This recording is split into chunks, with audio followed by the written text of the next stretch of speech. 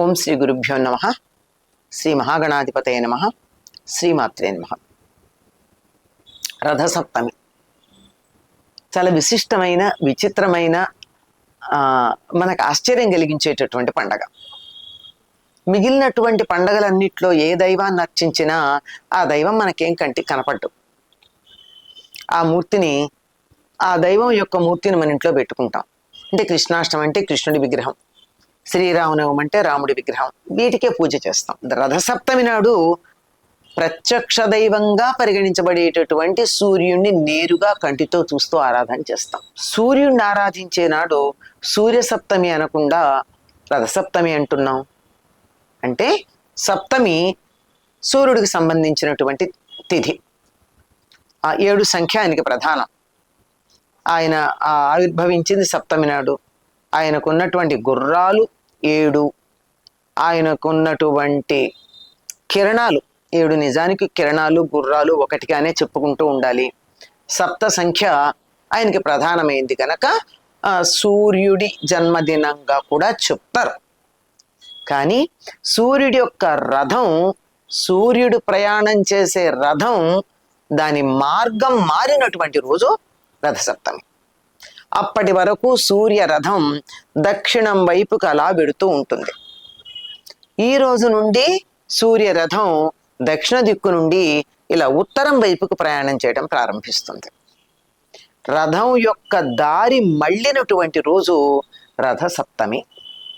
రథం తిరగడం ద్వారానే సూర్యుడి యొక్క అస్తిత్వాన్ని మనం గమనించుకోవడం, ఎక్కడ ఉదయిస్తున్నాడు మొదలైనవి తెలుసుకోవడం జరుగుతూ ఉంటుంది. అందుకని సూర్యరథం దారి మళ్ళిన రోజు అని మనకి గుర్తు తెలియడానికి రథసప్తమి అనే పేరుతో చెప్పుకుంటాం. పైగా సూర్యుడు రథానికి ఒక ప్రత్యేకత ఉంది. ఏకచక్రం రథం. ఆయన రథానికి ఒకటే చక్రం ఉంటుంది. పైగా ఆయన సారథి అనూరుడు, అంటే కాళ్ళు లేనివాడు. కాళ్ళు ఒట్టి ముండమే ఉంటుంది, ఇక్కడి వరకే ఉంటుంది శరీరం. ఇక్కడి నుంచి ఊరువులు తగ్గించి శరీరం ఏర్పడనటువంటి వాడు. ఇద్దరూ కూడా రాత్రి పగలు అని లేకుండా నిరంతరాయంగా పనిచేస్తారు. సూర్యుడు ఆ విధంగా వెళ్ళాలి అనుకుంటే 24 గంటల్లో ఉన్నటువంటి 24 గంటలు 365 రోజులు ఒక్క క్షణం ఆగకుండా పని చెయ్యాలి అంటే ఆయన రథాన్ని నడిపేవాడు కూడా అటువంటి వాడు అయి ఉండాలి కదా. అందుకని రథానికి ప్రాధాన్యం ఉంది. మధ్యలో ఎక్కడన్నా రథం అలిసిపోయి కానీ, అరిగిపోయి కానీ, ఇబ్బంది పడి కానీ, రిపేర్ రావడం కానీ ఇలాంటివి ఏమి ఉండవు. సూర్యుడు ఆ విధంగా తన కర్తవ్యాన్ని నిర్వర్తించటానికి సూర్య రథం యొక్క దారే ప్రధానంగా ఉంది. అందుకని దానికి రథసప్తమి అని పేరు పెట్టారు. ఆనాడు ఏం చెయ్యాలి?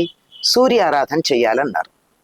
సూర్య సంబంధమైనటువంటి వస్తువులను ఆనాడు మనం ఉపయోగించాలి. ఒకటి అర్కపత్రం, ఇంకొకటి బదరీఫలం. అర్కపత్రం అంటే జిల్లేడాకు. ఆ రోజు ఒంటి మీద 7 చోట్ల జిల్లేడాకులు పెట్టుకుని తలస్నానం చేస్తారు. ఒక్కొక్క జిల్లేడాకు మీద వీలైతే ఒక్కొక్క రేగు పండు కూడా పెట్టుకుంటారు. రేగు పండు కూడా సూర్యశక్తిని చాలా గ్రహించగలిగినటువంటి పండు. ఈ విధంగా స్నానం చేసిన తర్వాత ఇంట్లో కాక తులసి కోట దగ్గర ధనుర్మాసంలో గొబ్బెమ్మలు పెట్టి చేసిన పిడకలు ఏవైతే ఉన్నాయో వాటిని తెచ్చి దాలిగా ఏర్పాటు చేసి దాని మీద ఆవు పాలతో పరమాన్నం చేసి, మెత్తని పరమాన్నం చెయ్యాలి. ఆవు పాలతోనే వండాలి. దానిని సూర్యుడికి నివేదిస్తారు. ఆ నివేదించేటప్పుడు కూడా దేంట్లో పెట్టి నివేదిస్తారు? పళ్ళాల్లోనూ వాటిల్లోనూ కాదు, చిక్కుడు ఆకులు తెచ్చి అక్కడ పెడతారు. చిక్కుడు కాయలు, తర్వాత చీపురు పుల్లలు లేక కొబ్బరి పుల్లలతో చక్కగా రథం తయారు చేస్తారు.